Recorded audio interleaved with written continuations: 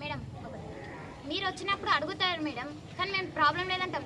దానికి సొల్యూషన్ ఏందో అడగరా మేడం? వాళ్ళు ఎంత భయపట్టిస్తారు ఎవరికి?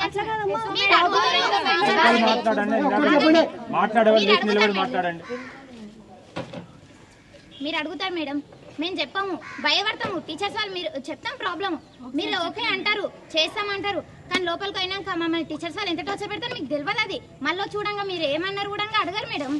మేము ఎట్లిస్తాం మేడం? సరే, ఇప్పుడు నేను వచ్చి అడిగితే మీరు చెప్పలేక భయపడ్డారు. ఇప్పుడు రోడ్ మీద పోయారు, ఇప్పుడు భయపెట్టారా మీ టీచర్లు? ఎన్నో సార్లు చేసారు ఇట్లా. మేము రోడ్ మీద పోతే వీళ్ళు పోతారని మా నమ్మకం. అంత ఈజీగా పోరు టీచర్లు, అంత ఈజీగా రాలేదు కూడా. ఎన్నో మెరిట్ ఎగ్జామ్స్ అయిన తర్వాత వచ్చిర్రు. ఎన్నో ఎగ్జామ్స్ దానికి వచ్చినప్పుడు చక్కగా స్టడీ చెప్పాలి, చక్కగా చూసుకోవాలి. అందుకే నేను రిజల్ట్ తెప్పిస్తున్నా. మీ రిజల్ట్ మీ చదువు ఎంత ఉంది, వాళ్ళెంత చదువు చెప్తున్నారు? వాళ్ళు చదివే చెప్పే చదువు ఉంటుంది మేడం. వాళ్ళు చదువు చక్కగా చెప్తే మా చదువు ఇట్లుండదు, మరీ మనసు మంచిగా ఉంటది. వాళ్ళ స్టడీ చెప్పడం వల్లనే ఇట్లున్నాం మేము. వాళ్ళు ఎట్లా చెప్తారు? ఫిజిక్స్ టీచర్ ఒకటి ఫస్ట్ పేపర్ తీసిందంటే 10th పేపర్ నేను ప్రతి కేజీబీవీలో ఫస్ట్ పోయినంటే baseline test, CPT exams తెప్పించుకుంటా. ఎవరైతే సిపిటి ఎగ్జామ్స్ కాలేదా ఉంటాయమ్మా ఎగ్జామ్స్.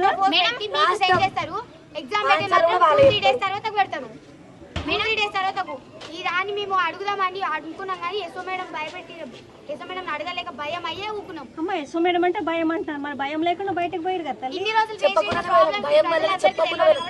మీరు భయపడతారని నేను అనుకోనమ్మా. మీ మాటలు మీ ఏ టీచర్ మీకు తెలుసా? టీచర్ అసలు చెప్పేది తల్లి నేనన్నమాట కాదు.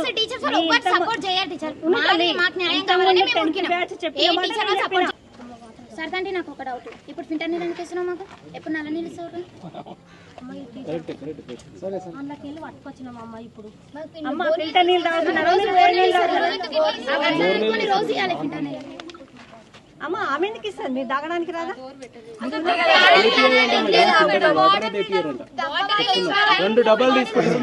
ఒక నిమిషం చెప్పాలా, మీకు బడ్జెటే రాలేదు. ఏం చెప్పండి, ఎందుకు రాలే? మళ్ళీ వచ్చినప్పుడు సరే మీ కేజీబీ సంగతి నేను అవసరం, వేరే కేజీబీ చెప్తున్నా. ఆ ఎస్ఓస్ పిల్లలకు ఫుడ్ పెట్టాలని నానా యాతన పడి ఆ నుంచి ఈ నుంచి అప్పులు తెచ్చి ఇంట్రెస్ట్ లకి పిల్లలకు పెడుతున్నారు. అమ్మా ఒంట్లో బడ్జెట్ లేకపోతే మీకు తిండి ఎవరు పెట్టాలా? ఏడు నుంచి వస్తాయి పైసలు? వస్తాయమ్మా వస్తాయి. కొంచెం బడ్జెట్ మనకి గవర్నమెంట్ మారినాక కొంచెం అటు ఇటు అవుతుంది, వస్తున్నాయి.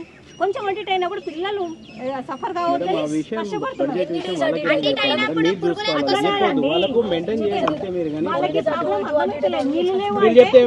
చేస్తారా వాళ్ళ బడ్జెట్ విషయం? బడ్జెట్ విషయం మీ పైన అధికారులు చెప్పుకొని మీరు కదా. మీరు పిల్లలకు బడ్జెట్ విషయం వాళ్ళు టైం చేంజ్ కావడం వల్ల బడ్జెట్ రాలేదా? అట్లా కాదండి, సీఎం ఉన్నారు కదా, దీనికి సీఎం ఉన్నారు, కమిటీ ఉంది, ఒక కమిషనర్ ఉన్నారు.